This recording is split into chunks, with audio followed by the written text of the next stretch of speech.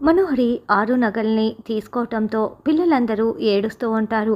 అంజు అయితే చాలా చాలా ఎక్కువగా ఏడుస్తూ ఉంటుంది. ఏడిస్తే నగలొచ్చేస్తాయా అని ఆనంద్, ఆకాష్ అంజుని ఓదారుస్తూ ఉంటారు. కొట్టేస్తే వస్తాయని అంజు చెప్తుంది. కొట్టేయటం ఏంటి అని ఆకాష్ అంటే, అమ్మ నగలు కొట్టేద్దాం అని అంజు చెప్తుంది. ఇంకోవైపు మనోహరి 6 నగల్ని మెడలో వేసుకొని అబ్బా 6 నగలని వేసుకొని మురిసిపోతూ చూసుకుంటూ ఉంటుంది. ఇంకోవైపు రాథోడ్ ఎవరో ఒక అతనితో ఏదో ఒక ప్లాన్ చెప్తూ సీక్రెట్గా బయట మాట్లాడుతూ ఉంటాడు. ఈ నైట్‌కే మనం నగలు తీసుకోబోతున్నాము అని అంజు కూడా పిల్లలకి ప్లాన్ చెప్తుంది. అలాగే చేద్దామని పిల్లలందరూ ఓకే చెప్పేస్తారు. ఇంకోవైపు మనోహరి నగలన్నీ చూసుకున్న తర్వాత అక్కడున్న కబోర్డ్‌లో పెట్టి తాళాలు వేసేస్తుంది. ఇదంతా చెంబ పక్కనే ఉండి చూస్తూ ఉంటుంది. ఇదే మంచి అవకాశం, ఈ రాత్రికే నగలన్నీ తీసుకొని ఈ ఇంటిని వదిలి వెళ్ళిపోతాను అని చెంబా కూడా అనుకుంటూ ఉంటుంది.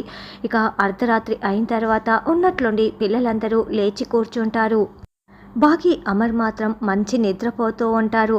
ఇంకోవైపు రాథోడ్ ఇంతకుముందు మాట్లాడిన అతనితో డీల్ కుదుర్చుకొని ఉంటాడు. అతను ఒక దొంగ. అతను ఒంటి నిండా ఆయిల్ రాసుకుంటూ ఉంటాడు. చూడు, చెప్పిందంతా గుర్తుంది కదా, నువ్వు ఆ నగలు పట్టుకురావాలి అని రాథోడ్ ఇన్స్ట్రక్షన్స్ ఇస్తూ ఉంటే, ఓకే సార్, ఇదిగో ఆయిల్ అంతా రాసుకుంటున్నాను, నేను ఎవరికి దొరకను, నగలైతే పట్టుకు వస్తాను, చూస్తూ ఉండండి అని అతను చాలా కాన్ఫిడెంట్గా చెప్తూ ఉంటాడు. ఇంకోవైపు చెంబ బట్టలన్నీ కూడా బ్యాగుకు సర్దేసుకొని నగలు కొట్టేయటం కోసమే వస్తూ ఉంటుంది. నగలు తీసుకురావటానికి ఎవరు వెళ్తారు అని ఆనంద్ అంటే, మీరెవ్వరూ అవసరం లేదు, నేను వెళ్తాను అని అంజు చెప్తుంది. సరిగ్గా అప్పుడే రాథోడ్ ప్లాన్ ప్రకారం కరెంట్ మెయిన్ స్విచ్ ఆపేస్తాడు. దాంతో కరెంటు పోతుంది. ఇదిగో కరెంటు కూడా పోయింది.